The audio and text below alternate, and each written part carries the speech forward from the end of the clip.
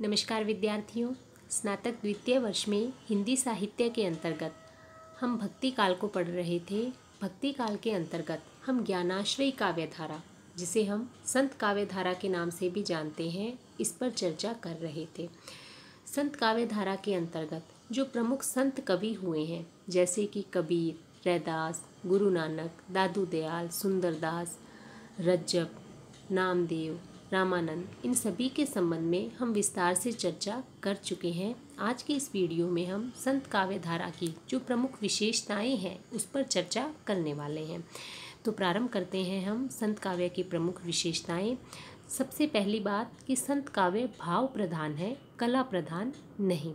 और यह स्वाभाविक ही है कि जो संत काव्य है वह भाव प्रधान है, क्योंकि जितने भी संत कवि हुए हैं उनका उद्देश्य कविता करना नहीं था। कविता तो उनके उपदेशों का साधन मात्र थी। इन संत कवियों का उद्देश्य था समाज में व्याप्त बुराइयों को दूर करना, समाज में व्याप्त अंधविश्वासों को दूर करना, और इसी कारण इनका प्रमुख उद्देश्य था समाज सुधार। और जो कविता है वह इनके इस उद्देश्य का साधन मात्र बनकर सामने आती है। और यही कारण है कि जितने संत कवि हुए हैं उनका काव्यों में हमें भावों की प्रधानता दिखाई देती है। कला का जो चमत्कार प्रदर्शन है वह देखने को नहीं मिलता है। और इन संत कवियों में सुंदरदास ही सर्वाधिक शास्त्रज्ञ एवं सुशिक्षित थे। अधिकांश संत कवि तो बहुत कम पढ़े लिखे या निरक्षर ही थे। कबीर जी के विषय में तो ये कहा जाता है कि वे निरक्षर थे, उन्होंने औपचारिक शिक्षा प्राप्त ही नहीं की थी। स्वयं कबीर ने भी लिखा है, मसी कागज छुयो नहीं, कलम गयो नहीं हाथ। तो यही कारण है कि जो भी हमें संत कवियों के द्वारा रचनाएं उपलब्ध होती है उसमें हमें अनुभूति की प्रधानता दिखाई देती है, भावों की प्रधानता दिखाई देती है, चमत्कार प्रदर्शन या कला की प्रधानता दिखाई नहीं देती है। दूसरी विशेषता है कि संत कवि निर्गुण उपासक थे। वे ईश्वर को निर्गुण, निराकार, अजन्मा, अविनाशी और सर्वव्यापी मानकर चलते हैं। हालांकि वे कभी कभी इस निर्गुण ईश्वर को भी राम, गोविंद, हरि इत्यादि सगुण नामों से संबोधित करते हैं। संत काव्य में ज्ञान की महत्ता को प्रतिपादित किया गया है, और यही कारण है कि संत काव्यधारा को हम ज्ञानाश्रयी काव्यधारा के नाम से भी जानते हैं। हालांकि यह ज्ञान वेद, पुराणों या कुरानों से प्राप्त होने वाला ज्ञान नहीं है। संत कवियों ने बताया है कि चित्त की निर्मलता और हृदय की पावनता से ही हम इस ज्ञान को प्राप्त कर सकते हैं। और जब हमें ज्ञान प्राप्त होता है तभी हम ब्रह्म का साक्षात्कार कर सकते हैं। और जब हमें विवेक युक्त ज्ञान प्राप्त हो जाता है तभी हम अज्ञान, अंधविश्वास एवं पाखंड से मुक्त हो पाते हैं। संत काव्य में गुरु को सर्वाधिक महत्व दिया गया है। संत काव्य में ज्ञान की महत्ता बताई गई है। और ये ज्ञान प्राप्त कैसे होता है? ये ज्ञान प्राप्त होता है गुरु के द्वारा। और हम हमारी प्रारंभिक कक्षाओं से ही गुरु की महत्ता वाले दोहे पढ़ते आए हैं। कबीर के ये दोहे तो अत्यंत प्रसिद्ध है। गुरु गोविंद दोऊ खड़े, काके लागू पाए, बलिहारी गुरु आपनो, गोविंद दियो बताए। यहाँ तो गुरु को ईश्वर से भी अधिक महत्व दिया गया है। इसी प्रकार सतगुरु की महिमा अनंत, अनंत किया उपकार, लोचन अनंत उघाड़िया, अनंत दिखावन हार। कहने का तात्पर्य है कि गुरु ही ब्रह्मा का साक्षात्कार करवाता है, वही हमारे ज्ञान नेत्र खोलता है। इसी कारण संत काव्य में जितने भी संत कवि हुए हैं सभी की रचनाओं में हमें गुरु की महत्ता देखने को मिलती है। और यह जो गुरु को महत्व दिया गया है संत काव्य धारा में, यह नाथों से प्रभावित है। आदिकाल में जब हमने सिद्ध साहित्य और नाथ साहित्य के संबंध में चर्चा की थी तो हमने सिद्ध साहित्य और नाथ साहित्य की विशेषताओं पर बात की थी। तब हमने ये भी जाना था कि सिद्ध साहित्य और नाथ साहित्य दोनों में ही गुरु को अत्यधिक महत्व दिया गया है। और संत काव्यधारा ने ये गुरु के महत्व वाली बात नाथों और सिद्धों से ही ग्रहण की है। संत काव्य में अद्वैतवादी दर्शन को स्थान मिला है। अद्वैतवादी दर्शन जिसके प्रवर्तक हैं शंकराचार्य। अद्वैत यानी दो नहीं है। कौन दो नहीं है? परमात्मा और आत्मा। यानी हमें जो आत्मा और परमात्मा या यूँ कहें जीव और ब्रह्म में जो अंतर माना जाता है, वस्तुतः ये दोनों एक ही हैं, दोनों में अंतर नहीं है। जो भी अंतर दिखाई देता है वह माया के कारण दिखाई देता है। इस सिद्धांत का प्रवर्तन किया था शंकराचार्य ने। और शंकराचार्य द्वारा प्रवर्तित यह अद्वैतवाद हमें संत काव्यधारा में देखने को मिलता है। संत काव्य में रहस्यवाद की प्रवृत्ति भी दिखाई देती है। हालांकि रामचंद्र शुक्ल यह मानकर चलते हैं कि संत काव्यधारा विशेषकर कबीर में साधनात्मक रहस्यवाद ही देखने को मिलता है, जो कि नाथ पंथ से प्रभावित है। हालांकि कबीर में साधनात्मक रहस्यवाद देखने को मिलता है, किंतु भावात्मक रहस्यवाद भी हमें दिखाई देता है जब कबीर दाम्पत्य प्रतीकों के माध्यम से निर्गुण ब्रह्म के साथ माधुर्य भाव की भक्ति का समावेश करते हैं। जब वह आत्मा और परमात्मा के विवाह का मिलन का वर्णन करते हैं, दुल्हनी गाहू मंगलाचार, मोरे घर आए राजा राम भरतार, तन रत करी मैं मन रत करी, पंच तत्व बाराती, रामदेव मुर पहुने आए, मैं जोबन में माती।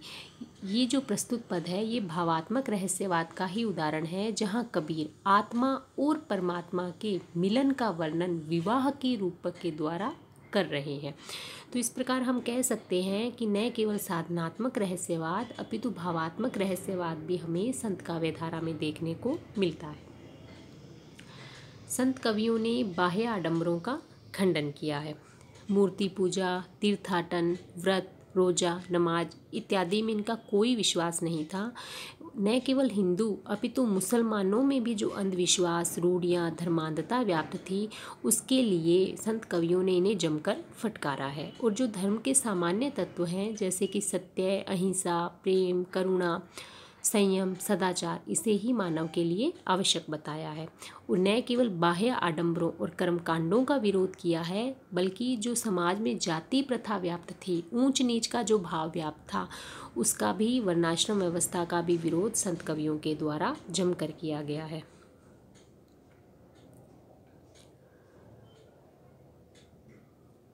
अब हम बात करें संत काव्य की भाषा की, तो संत काव्य की भाषा अपरिष्कृत है।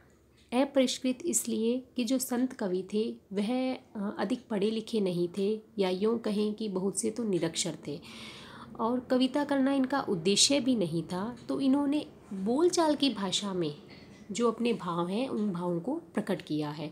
चूँकि ये संत कवि थे, एक स्थान पर टिककर नहीं रहते थे, देशाटन करते रहते थे, तो इनकी भाषा में अनेक बोलियों और भाषाओं का मिश्रण भी हमें देखने को मिलता है।